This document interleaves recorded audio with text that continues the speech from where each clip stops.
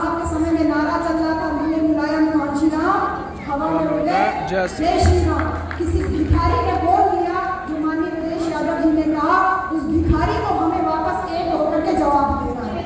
पुजारी बोलता है ये तो पुराना नोट है। हम कह रहे कि ये भगवान को कैसे पता चलेगा कि ये पुराना नोट है कि नया।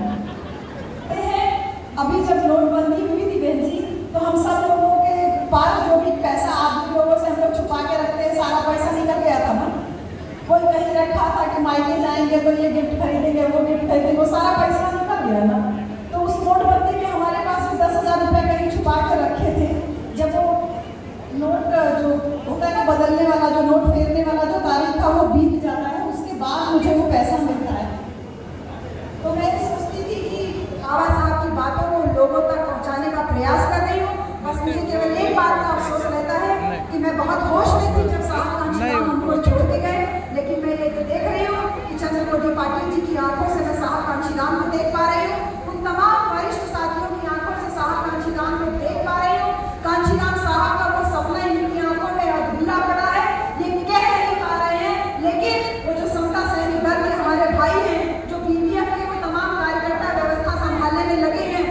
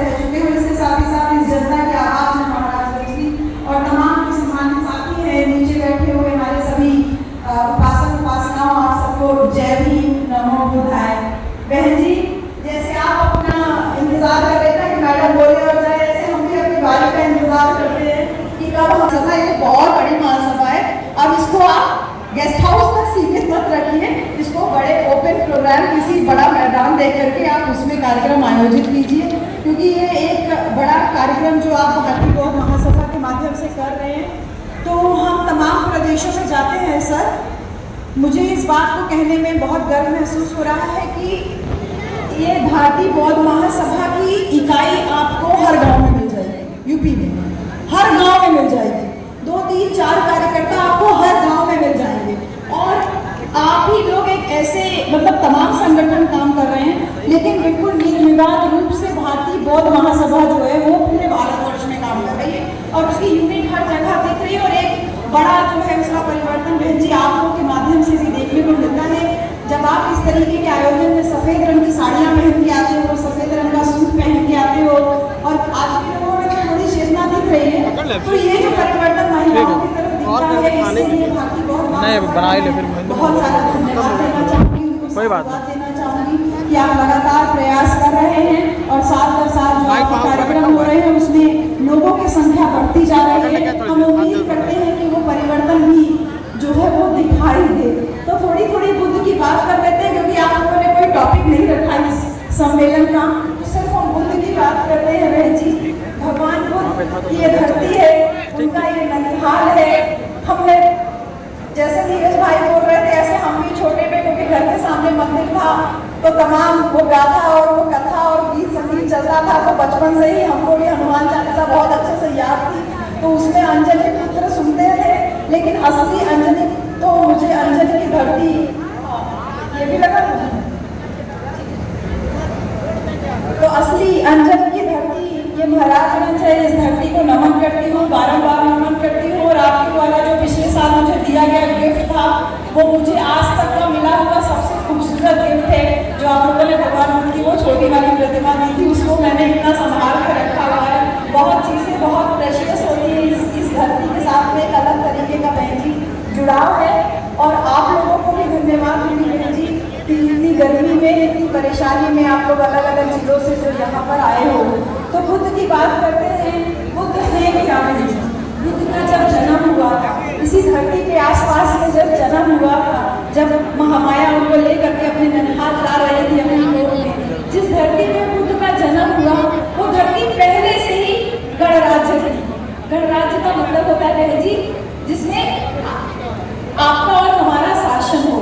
तो बुद्ध पहले से ही एक ऐसे राष्ट्र में जन्म लेते हैं बहन जी जहाँ पे सबको बराबरी का दर्जा होता है, कोई किसी के साथ में कोई भेदभाव ऊंच नीच नहीं होता है। और वही जब बुद्ध ज्ञान प्राप्त होती है, बुद्ध जब सिद्धार्थ से बुद्ध बनते हैं, सिद्धार्थ से बुद्ध बनने का जो वो ज्ञान प्राप्ति का जो प्रोसेस है, उस पूरे प्रोसेस में जब बुद्ध को ज्ञान प्राप्त हो जाता है तो वो तमाम तरीके से दिखाई देते हैं। बुद्ध एक बड़े राजनीति के रूप में दिखाई देते हैं, बुद्ध एक अर्थशास्त्री के रूप में दिखाई देते हैं, बुद्ध महिलाओं की बात करते हैं, बुद्ध तर्क की बात करते हैं, बुद्ध विचारों की बात करते हैं, बुद्ध प्रचार प्रसार की बात करते हैं। तो जब बुद्ध तर्क की बात करते हैं बहन जी, तो बुद्ध ये कहते हैं कि किसी बात, बुद्ध इस बात को भी कहते हैं कि बहुत सारे लोग किसी बात का पालन कर रहे हैं, उसको मत मानिए। ये बुद्ध आपको और हमको तर्क देने की कोशिश कर रहे हैं। और जब हम बुद्ध वंदना करते हैं तो उसमें कहते हैं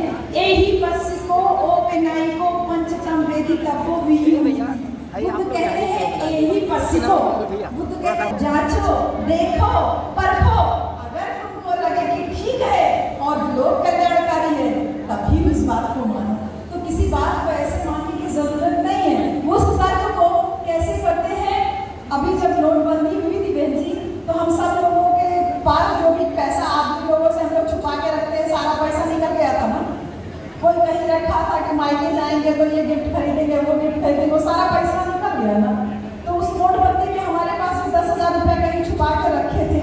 जब वो नोट जो होता है ना बदलने वाला, जो नोट फेरने वाला जो तारीख था वो बीत जाता है, उसके बाद मुझे वो पैसा मिलता है। तो मैं सोचती थी कि ऐसा कभी किसी देवी देवता की पूजा नहीं की, 10,000 रुपया बचा है पुराने वाले नोट का, तो क्या किया जाए इसका। हम पहुंच गए मंदिर, पुजारी गया, पुजारी ने देखा छोटे छोटे बाल कटे हुए एक महिला आई और सोचा कि बढ़िया पैसे वाली लग रही है, बैठा के आधा घंटा उसने पूजा करवाया। उसके बाद कहता है कि कुछ दाम हम दीजिए। तो 10,000 रुपया बेटी रख के ले गए थे, वही पुरानी नोट वाला, फटाक से उठा के पुजारी को दे दिए। पुजारी बोलता है ये तो पुराना नोट है। हम कह रहे कि ये भगवान को कैसे पता चलेगा कि ये पुराना नोट है कि नया। वो बिगड़ गया, कहता उठिए, समझ गया कोई टेढ़े दिमाग वाली यहाँ महिला आई हुई है, कहता उठिए। हमने कहा क्या दान करके आए, दान तो दे ले। बोले कि नहीं, उठिए उठिए यहाँ से निकलिए, चुपचाप बाहर जाइए। यानी कि वो समझ गया कि ये पैसा जो है पुराना नोट है, वो मेरे किसी काम नहीं आएगा। उसने तो अपनी बुद्धि का प्रयोग किया, लेकिन हम अपनी बुद्धि का प्रयोग नहीं करते। बुद्ध सबसे पहले ये कहते हैं कि आओ, जांचो, परखो, देखो कि तुम अगर कहीं पैसा चढ़ा रहे हो तो वो पैसा कहाँ इस्तेमाल हो रहा है। ऐसे तमाम की बाबा सत्संग लगता है, चंद्र के नीचे कहता है लाइए 10-20 रुपया जो लेके आए वो चढ़ाइए और चढ़ा के आशीर्वाद लेके जाइए। आप 10-10, 20-20, 50-50 रुपया चढ़ाते हैं, कभी दिमाग से सोच के देखिए कि 10 रुपए की तो कीमत नहीं है। यहाँ पे हजारों की संख्या में आप लोग इकट्ठे हो, अगर आप सारे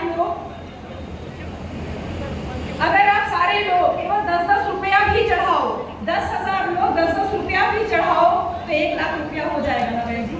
10 रुपए की कीमत नहीं, लेकिन 1 लाख रुपए की तो कीमत होती है ना। बुद्ध इसी तर्क की बात करते हैं कि अपनी बुद्धि का प्रयोग कीजिए। लेकिन हम बुद्ध की बात होगी, बाबा साहब की बात होगी, हम तो वर्तमान समय में हमको डर लगता है, भूत भवानी का डर लगता है, पिशाच का डर लगता है, झाड़ फूक वाले ओझा सोठा का डर लगता है, सारा कर्म कांड हम वही करते रहते हैं। लेकिन बुद्ध कहते हैं कि अगर मुझे मानना है तो पहले बुद्धि की शरण में जाओ। कहते हैं बुद्धं शरणं गच्छामि। बुद्ध की शरण में जाने का नहीं मतलब है, बुद्धि की शरण में जाने का मतलब है। मैं पिछली बार आई थी, मैंने आपको तमाम उदाहरण बताए थे, कुछ नई नई चीजें आप लोगों से जरूर कहूँगी। मेरी माँ बहुत बड़का वाली पुजारी थी। मैं सीधे अपने परिवार की बात कह रही हूँ क्योंकि समय भी ज्यादा हो रहा है, हम लोग थोड़ा थोड़ा बात करके बात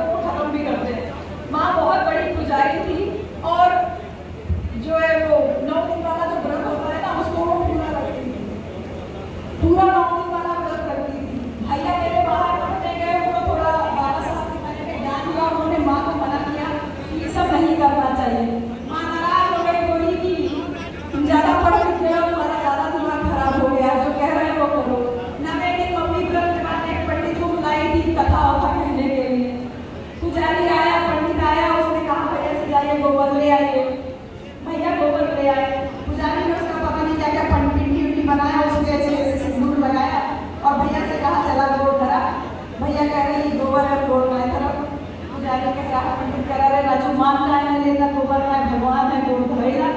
तो कहने लगे कि नहीं ये गोबर है, हम बाबा साहब को पढ़े हम पूजा नहीं करेंगे। पुजारी बिगड़ गया, कहता है कि अब शराब देके भसम हो जाएगा, शराब देने के भसम हो जाओगे, चुपचाप पैर छू लो, जितना कह रहे हैं उतना कर लो। भैया बेचारे डर गए कहीं सच में ना भसम हो जाए, पैर छू लिए। 2 घंटा पुजारी कथा कहा, कथा कहते कहते थोड़ा भूखा गया तो भैया से कहता जाओ भैया कुछ खाने के लिए ले आओ। भैया अंदर जाते हैं, वही जो गोबर होता है उसको उठा के ले जाते हैं और अंदर से उसमें थाली में उसको सजा के 4 लड्डू नुमा बना के ले आते हैं, कहते हैं लीजिए खाना। अब पुजारी कहता है, पंडित कहता है ये गोबर है, भैया कहते हैं लड्डू है। तो भैया को कह रहा है कि गोबर है, भैया कह रहा है लड्डू है, पुजारी कह रहा है दिख नहीं रहा है गोबर है लड्डू नहीं है। भैया ने कहा 2 घंटा पहले मैं भी यही कह रहा था ना कि ये गोबर है भगवान नहीं है, मैंने माना ना कि ये भगवान है, मैंने वोट करा ना, पैर छुआ ना, अब चलिए आप भी मानिए कि ये गोबर नहीं लड्डू है, चलिए आप खाइए। आपको पंडवा समझ गया कि कहीं गलत जगह फंस गए, वो अपना तो कपड़ा अपना धोना होगा समेट का क्या भैया कुछ दान दक्षिणा दे दीजिए, कुछ खाएगा नहीं। भैया ने कहा 2 घंटा कथा सुने, जितना खाए तो हम जाने देंगे। झोला वाला छोला कह रहा है भैया मुझे कुछ नहीं चाहिए, मुझे जाने दो। भैया क्या बिना खाए तो हम जाने नहीं देंगे, धोती वोती छोड़ के चला भाग। जिस दिन आपने अपनी बुद्धि का कपाट खोला तो सारा चीज ओपन हो गया ना। बुद्ध इसीलिए किसी चीज को ढकते नहीं है, बुद्ध घाव को मरहम को ढकते नहीं है, बुद्ध चीजों को उधेड़ते हैं। जैसे आप कह रहे ना कि आपको नजर लग जाएगी, आपके साथ ये हो जाएगा, जैसे जूतियां नहीं रखेंगे तो आपका बेटा मर जाएगा, करवा नहीं रखेंगे तो आपका पति मर जाएगा, ऐसे तमाम भ्रांतियां जो दिमाग में फैलाई गई बैठाई गई। बुद्ध कहते हैं कि रुको, पहले रुको, सोचो सोचो ये बात को सोचो कि औरत डरती है कि उसका बेटा जिंदा रहे और बेटे के लिए डरती है बहन जी। औरत डरती है कि मेरा पति जिंदा रहे, पति के लिए डरती है। कभी अगर औरतें दिमाग लगा के सोचने लगे कि ये आदमी क्यों नहीं डरते कि मेरी बीवी जिंदा रहे, अपनी बीवी दे मैं जी गलत कर रहा है बताइए, ये आदमी क्यों नहीं डरते मेरी बेटी जिंदा रहे, बेटी अपनी बेटी के लिए व्रत रखना। सही है जी, हम औरतें इन आदमियों के लिए व्रत रखते रखते बुढ़ा जाती हैं और ये दारू पी के सुसाइड करते हैं। सही है जी, सही है कि नहीं? अपनी बुद्धि का प्रयोग किया। वो हमारी मैडम जो आई थी, जो पिछली बार हम दुनिया चाय पीने गए थे, उनकी मैडम आई थी, उन्होंने कहा कि हम सारा व्रत त्यौहार छोड़ दिए। मैं बहुत धन्यवाद दूंगी मैडम वर्मा जी को जो आई थी बाबा साहब की फोटो लेकर के मुझे सम्मानित करने के लिए। जिस दिन एक महिला का दिमाग खुला बहन जी, तो उस दिन से सारा चीज, सारा तर्क जो है यानी सारे बुद्ध जो है वो भीतर आ जाए, यानी सारा जो भय है वो बाहर चला जाएगा और बुद्धि यानी बुद्ध जो है वो भीतर चले आएंगे। इस बात को मैंने आपको पिछली बार बताया था, इस बात को जरूर रिपीट करूंगी कि मेरी भाभी भैया के लिए शुरू से व्रत रखती थी, वही जो उम्र का टॉपअप वाला व्रत रखा जाता है ना, कौन सा व्रत है? करवा चौथ। हाँ, ये आप ही लोगों को टॉपअप की जरूरत पड़ती है, हमको कभी टॉपअप की जरूरत नहीं पड़ती। जैसे मोबाइल का टॉपअप करा तो इस ऊपर का भी टॉपअप करवाते हैं, शर्म नहीं आती है लोगों को करवाते हुए। बहन जी भाभी भी रखती थी, उनकी शादी को 27 साल हो गया, 28 साल। 2 साल पहले तो बहुत समझाए थे लेकिन मानती नहीं थी। 2 साल पहले कहीं चलिए दीदी आप कह रहे हैं तो अब नहीं रखेंगे। वही सुबह उठकर करवा चौथ वाले दिन लगी फटाफट रोटी सब्जी खाने। बेटा उनका सयाना पड़ गया, भैया से शिकायत करने, कहते हैं डैडी आज मम्मी व्रत नहीं रखी है, मम्मी खाना खा रही है। भैया बेचारे बहुत तेज गुस्सा है क्योंकि साल में यही तो एक दिन था जिस दिन भाभी का पैर छूती थी, अब पैर नहीं छुएगी तो डबल टेंशन हो गया। बहुत तेज गुस्साए आए, देखे तो भाभी खा रही थी, कुछ बोले नहीं, अपना चले गए मोटरसाइकिल उठा। शाम को थोड़ा गुस्सा कम हुआ तो वापस आ गए। ऐसा संजोग था कि भाभी सुबह का खाई थी, थोड़ा उनको भूख लग गई, तो जैसे ऐसे रोटी दोनों के भाभी खा रही है तब तक भैया घर के अंदर आ गए। देखे मेरी बीवी अभी तक खा रही, सुबह भी खा रही थी, अभी भी खा रही। गुस्सा थोड़ा बहुत कम हुआ था,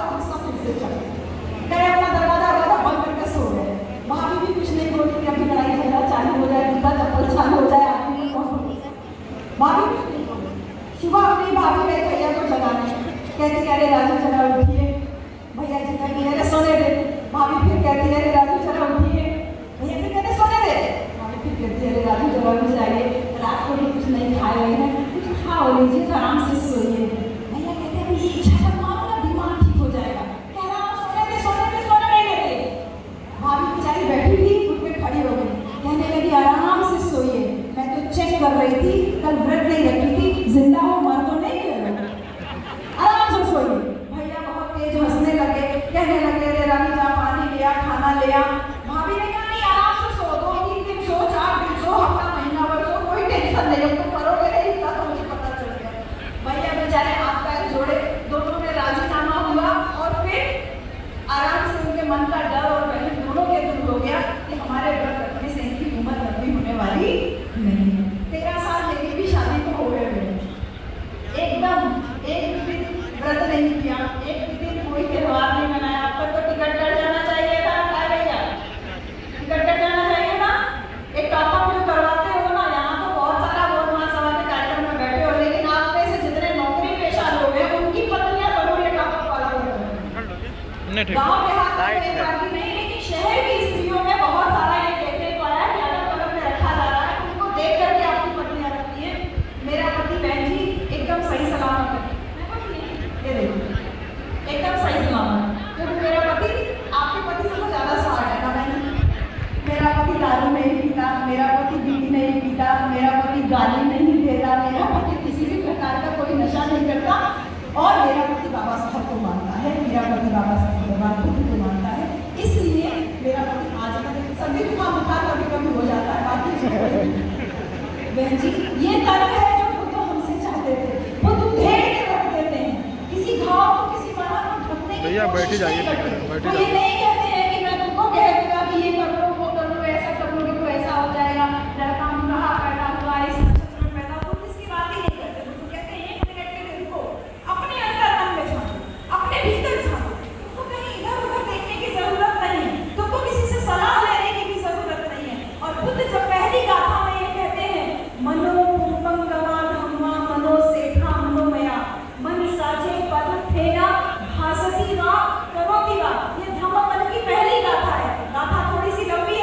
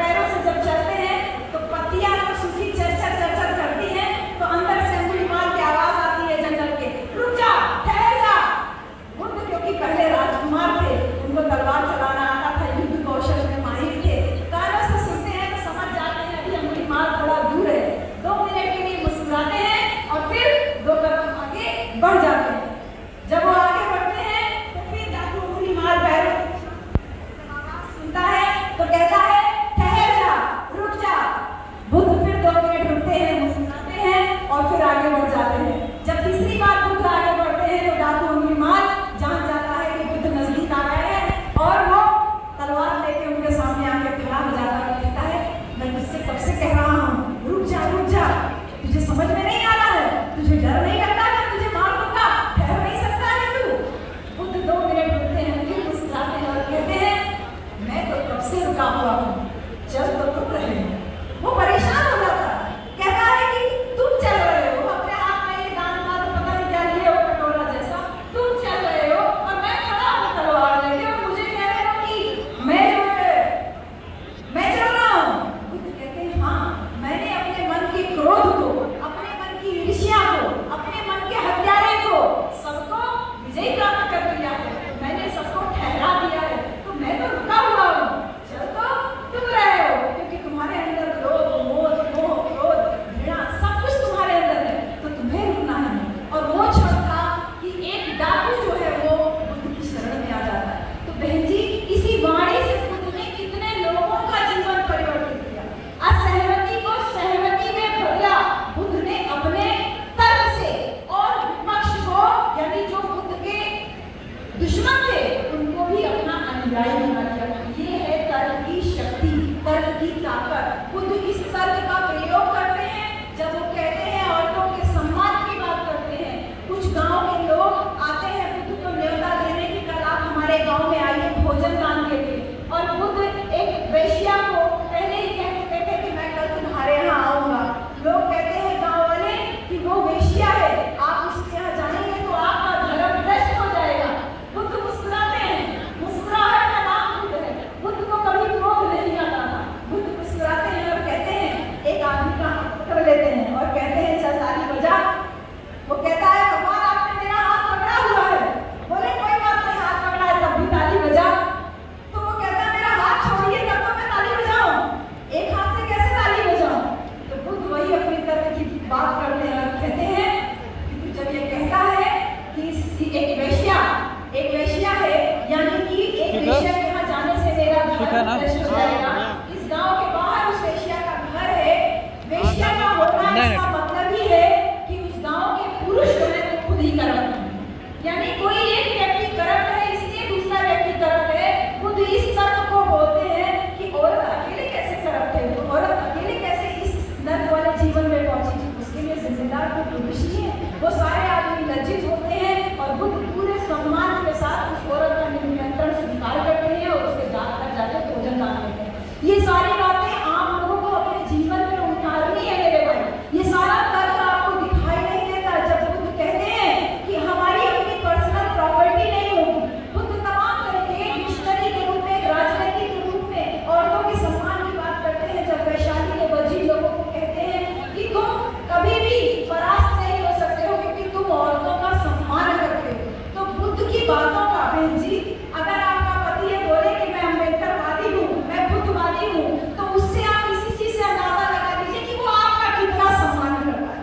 क्योंकि बुद्ध यही कहते हैं कि औरत का सम्मान करना मुझे मालूम करना।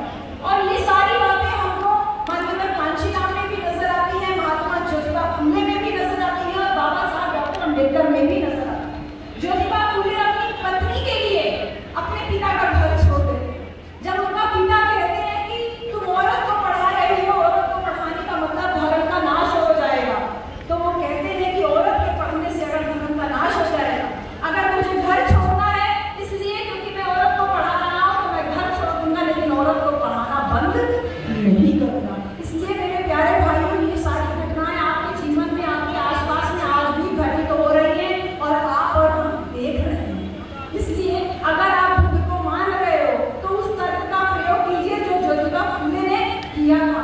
बाबा साहब डॉक्टर अम्बेडकर ने जब 14 तलाक का सत्याग्रह किया था, आपको और हमको साफ पानी पीने का आंदोलन किया, कालाराम मंदिर में प्रवेश का आंदोलन किया, तो उसके पीछे उनका तर्क था।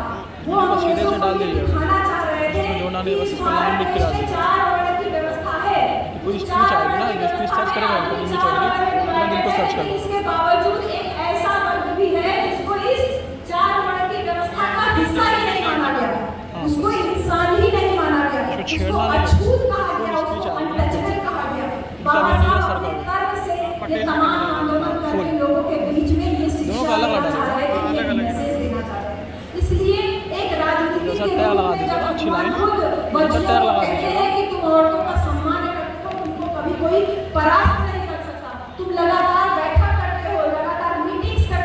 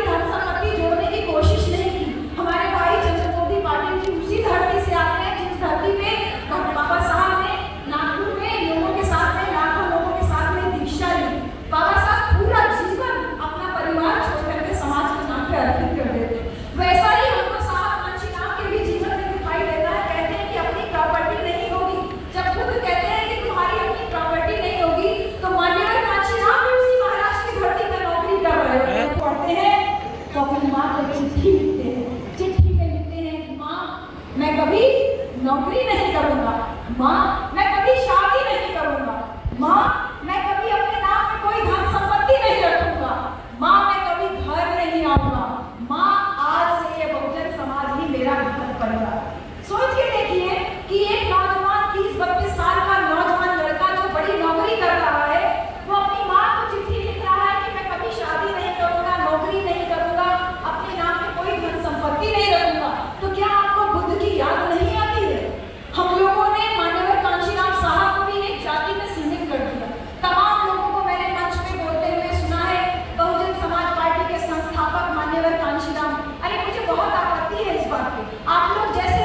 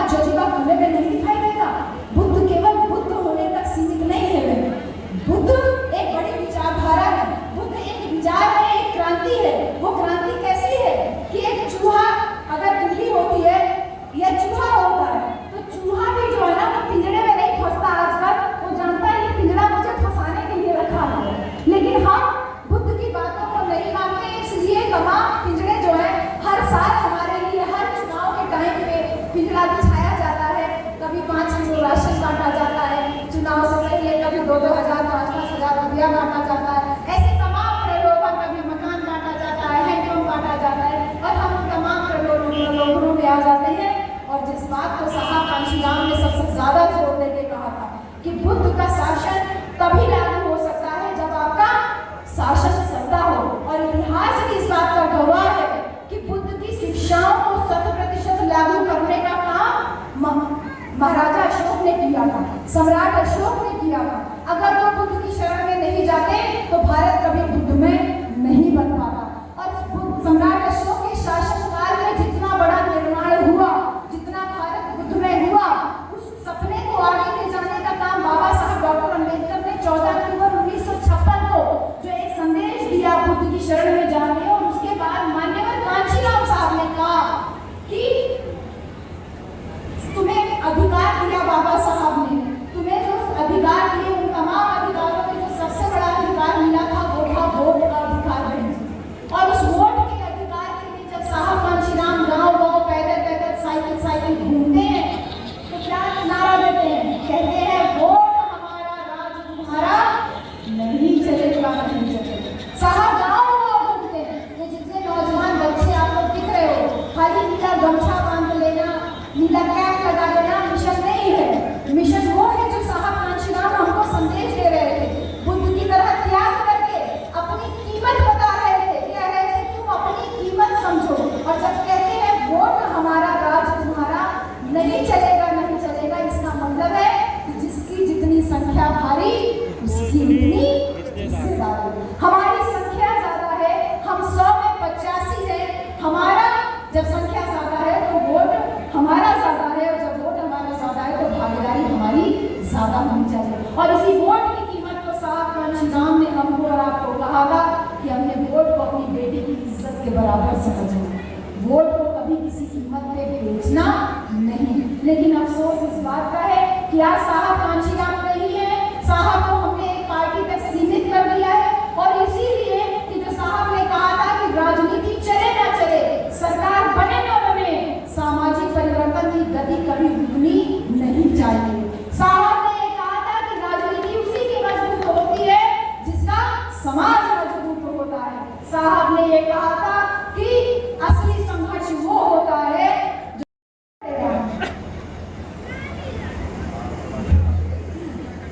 तो बहुत लंबा हो जाएगा ये बोलूंगा, तो ठीक है चलिए बोलूंगी। ये आप लोगों के लिए स्पेशलाइजेशन करके दे देते हैं ये लोग, इसीलिए मैंने शुरू में ही सबसे पहले आप ही लोगों के लिए बोल दिया। अभी ये बोले थोड़ा और बोलो, मैं पहले साहब की बात करूँ, नहीं तो फिर वो साहब बहन जी भाई लोग, जब साहब ये कहते हैं कि वोट को किसी कीमत में नहीं बेचना, जब साहब ये कहते हैं कि असली संघर्ष वो होता है जो सत्ता की कुर्सी को हिला देता है, तो क्या आप इस बात को अपने आप को तैयार मानते हो कि आप सत्ता की कुर्सी को हिला सकते हो?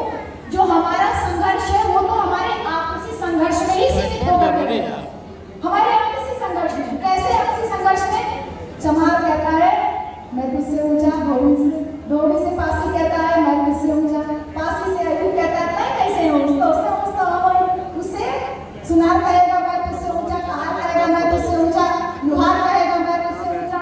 हम सारे लोग एक दूसरे से ऊंच नीच में फंसे पड़े हैं, और जो हमको जाति व्यवस्था में बांटा है वो हमारी खोपड़ी पे बैठ करके आज राज कर रहा है। तो ये सारी बातें साहब कांशीराम जब सामाजिक परिवर्तन की बात करते हैं तो उसमें ये सारी बात कहते हैं कि तुम हाथी के समान विशाल हो, तुम संख्या तुम्हारी ज्यादा है, वोट तुम्हारा ज्यादा है, राजा तुम्हारा होना चाहिए। गांव-गांव घूमते हैं, पैदल घूमते हैं, साइकिल घूमते हैं, जाने कितने दिन साहब कांशीराम भूखे प्यासे रहते हैं, जाने कितनी रातें बिना सोए काटते हैं, तब जाकर के आपको और हमको उत्तर प्रदेश में 4-4 बार मुख्यमंत्री बना पाए। बहन जी मैं ये कह रही हूँ कि आपको और हमको मुख्यमंत्री बना पाए क्योंकि अकेले लखनऊ में मुख्यमंत्री नहीं बनती थी हमारी बहन जी, यहाँ महाराजगंज में बैठी हमारी बहन भी मुख्यमंत्री अपने आप को महसूस करती है। यहाँ तक कि मैं मुंबई गई तो मुंबई में एक हमारे भाई पूछ रहे थे बहन जी आपकी बार अपनी सरकार बनेगी ना? हम कहे सरकार यूपी में बनेगी, आप मुंबई में रहने क्या परेशानी है आपको? बोल रहे हैं बहन जी सरकार यूपी में बनती है लेकिन यहाँ मुंबई में भी अधिकारी लोग कर्मचारी लोग हमसे अदब से बात करते हैं। ये हनक होती है शासन सत्ता। और इसीलिए जो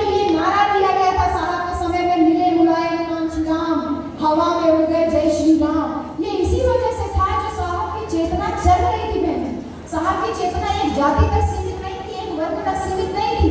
SC, ST, OBC और माइनॉरिटी को लेकर के जो साहब ने एक बड़ा ताना बाना एक तंबू खड़ा किया था, जिसको साहब ने बहुजन नाम दिया था, इसी तंबू को बनाए रखने के लिए आपके और हमारे ऊपर जो साहब कांशीराम जिम्मेदारी छोड़ के गए थे, वो जिम्मेदारी आप और हम क्या अदा कर पा रहे हैं मेरे भाई?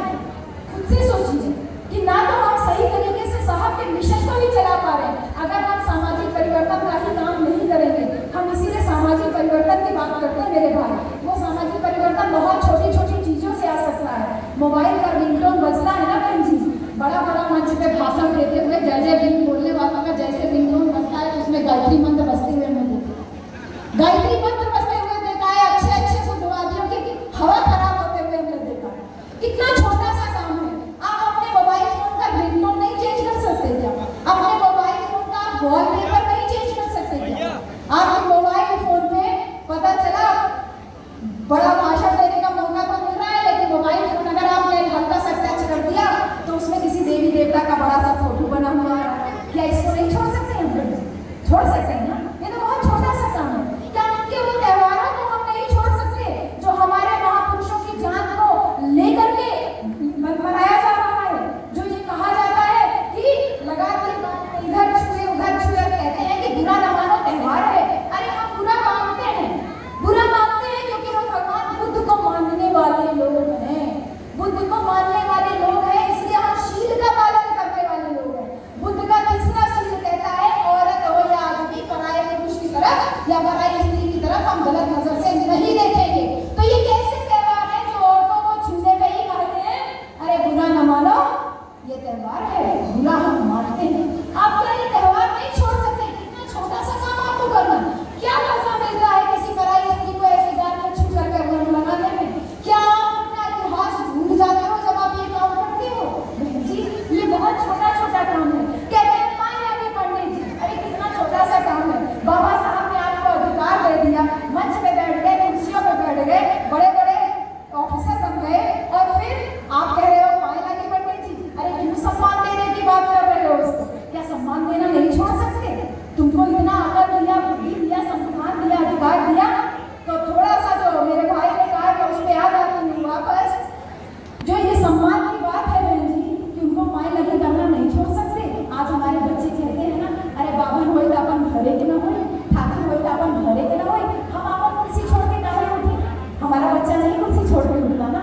ये जो काम शुरू हो गया, इस काम को आप अपने तक भी लेकर के जाइए मेरे भाई, तब ये काम मल्टीप्लाई होगा, ये काम आगे बढ़ेगा। और मेरी प्यारी बहनों, आपके लिए आप सफेद रंग की साड़ी में बहुत सुंदर लग रही हो। हम भी सफेद रंग का सूट पहने हैं, हम भी सुंदर लग रहे हैं ना बहन जी, लेकिन हमने गले में कोई चेन नहीं पहना, हमने हाथ में कोई चूड़ी नहीं पहना। लेकिन मेरे बाबा साहब ने मुझे ये बताया, हम पहनते थे। हमारी शादी हुई तो हम खूब झमका बंका पहन के बैठे थे। हमको भगवान बुद्ध के बारे में तब कोई जानकारी नहीं। हमारी शादी बुद्ध को साक्षी मान के हुई, लेकिन बुद्ध की ABCD मुझे नहीं पता थी। आज से 12 साल पहले बस ये पता था कि लाइट ऑफ एशिया है और उन्होंने ये किया है, पंचशील दिया, बस शादी हुई। बहन जी खूब सोना चांदी पहन के हम भी बैठे हुए थे, शादी बारात विदा होके गए तो मुँह दिखाई होता है ना ब्याह के बाद, तब मुँह दिखाई हुआ तो सब अपना गंगा भर जुटा था। प्रोफेसर बहू आई, प्रोफेसर बहू आई, चले देखिए प्रोफेसर बहू कैसे। पूरे गाँव के लोग जब इकट्ठा हुए तो हमको बैठा दिया गया ऐसे, इतना लंबा घूंघट, लंबों की टावा में इतना लंबा लंबा घूंघट चलता। हम अपना घूंघट पीछे सरका दिए। हम कहे भैया देख लीजिए, आप चाहे ठीक हो चाहे खराब हो, तो दुल्हन हो गई तोरे गाँव। तो सब लोग जब हमारा मुँह देख लिए तो हम ओढ़ते बैठे थे ज़्यादा मन में। मैंने पूछा कि आप लोग मुझे एक बात बताइए, आप सब मेरी माँ के समान हो, बड़ी दीदी हो, जेठानी हो, जो भी हो, सब माँ के समान हो, मुझे एक बात का जवाब दीजिए कि ये जो सर से पाँव तक मैंने सोना चांदी का गहना पहना हुआ है, ये किसकी बदौलत है? एक औरत फट से उठी कहती है, अरे तुम्हारे ससुर इंजीनियर है, नौकरी करत है, वो चढ़ले है तो पहले हो। हमने कहा बिल्कुल ठीक बात है, लेकिन मुझे एक बात का जवाब और दीजिए कि मेरे ससुर जो इंजीनियर बन पाए वो किसकी बदौलत है? बोले तोहार ससुर, एक औरत उठी गया है, तोहार ससुर पढ़ा लिखा है तो इंजीनियर बन गई है। हमने कहा बिल्कुल ठीक बात है। हमने कहा एक बात का मुझे और जवाब दीजिए कि मेरे ससुर पढ़ लिख कैसे पाए? फिर एक औरत उठी कहती, अरे वो गौवा के पास में पाठशाला न है, वही में बहुत ससुर पढ़ गई है, और कैसे पढ़ गई है? हमने कहा बिल्कुल ठीक बात है। मैंने कहा एक अंतिम बात का जवाब मुझे दीजिए कि गांव के पास की उस पाठशाला में मेरे ससुर को पढ़ने का अधिकार किसने दिया? तब एक बेटी उठती है आपकी जैसी और कहती है कि गांव की पाठशाला में आपके ससुर को पढ़ने का अधिकार तो मेरे बाबा साहब ने दिया। तब मैंने उन सारी औरतों को कहा कि देखिए, जब मेरे ससुर को पढ़ने का अधिकार मेरे बाबा साहब ने दिया तो क्या इससे ये साबित नहीं होता कि सर से पांव तक जो मैंने सोना चांदी का गहना पहना है ये मेरे बाबा साहब की वजह से, मेरे ससुर की वजह से। फिर मैंने उनको एक कहानी बताई जो बाबा साहब की किताबों में हमने पढ़ी थी। बाबा साहब कह रहे थे कि जब सभ्यता की शुरुआत हुई ना बहन जी, जब शुरू में जब लड़की बनी, औरत आदमी बने, तो औरत आदमी को नहीं पता था औरत आदमी है, लेकिन साथ रहने लगे, औरत आदमी साथ रहने लगे तो लड़ाई होती है ना कि कौन ज्यादा ताकतवर है। तो औरतों और आदमियों में लड़ाई होती है कि कौन ज्यादा ताकतवर है। ये मैं कोई हवाई बात नहीं कर रही, ये बाबा साहब की किताबों में ये बात लिखी हुई है, वो बात मैं कर रही हूँ।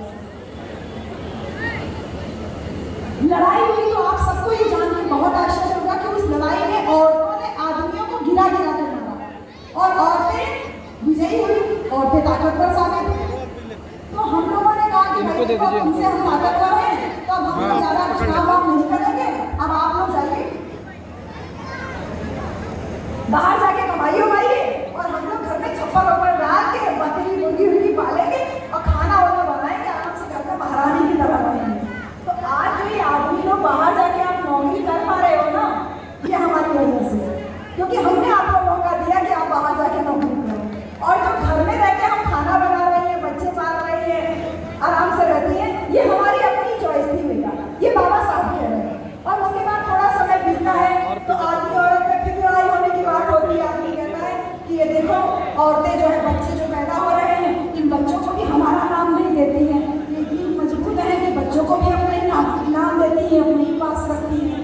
तो पाटिल जी ने कहा एक बार फिर से लड़ाई हो जाए। रामचंद्र भैया कहते हैं ना लड़ाई नहीं होगी, पिछली बार लड़ाई हुई थी, बहुत गिरा के मारी थी, अब की बार नहीं तो हिम्मत है। तो पाटिल जी और रामचंद्र जी दोनों को मैं शॉर्ट करके खत्म कर देती हूँ। पाटिल जी और रामचंद्र जी दोनों इस बात को कहते हैं कि भैया हम नहीं लड़ाई करेंगे, बहुत मार खाए थे पिछली बार, लेकिन बोले कि चलो ठीक है, अब की बार ऐसा करते हैं कि ग्रुप में लड़ाई करते हैं।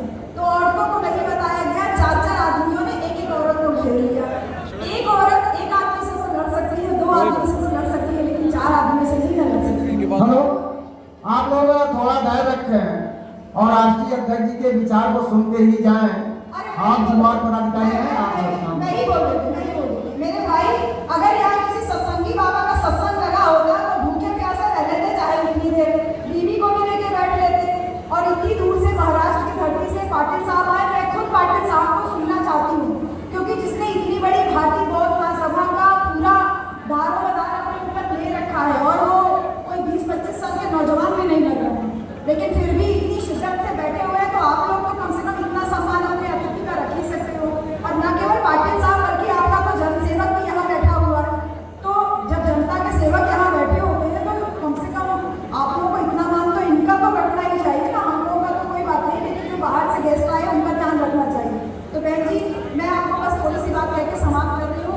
इस बार आदमियों ने औरतों को बंदी बना लिया, औरतों को पराजित कर दिया, और उस पराजित करने में औरतों से इतना डर था कि नाक छेद करके उसमें बड़ा सा कीड़ा लगा दिए और उसको खूंटे में बांध दिए, हाथ में लगा के कीड़े में बांध दिए, गले में पहना के खूंटे में बांध दिए, कमर में पहना दिए, पैर में पहना दिए, पैर की उंगली, हाथ की उंगली, ये सब कर दिए, क्योंकि आदमी औरत की ताकत से डरते थे।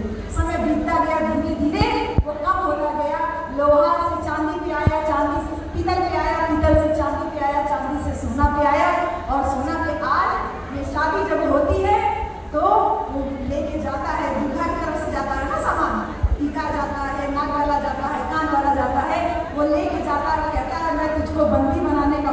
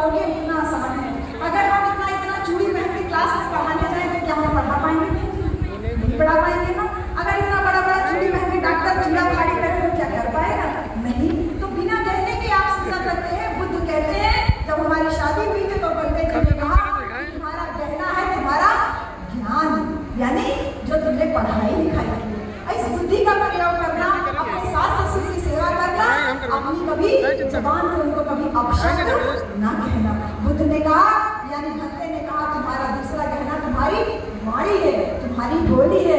कभी देवराज जेठान घर में मत करना, कभी सास ससुर को गाली मत देना। कोई दरवाजे आ जाए तो उसको प्यार से मोहब्बत से लेकिन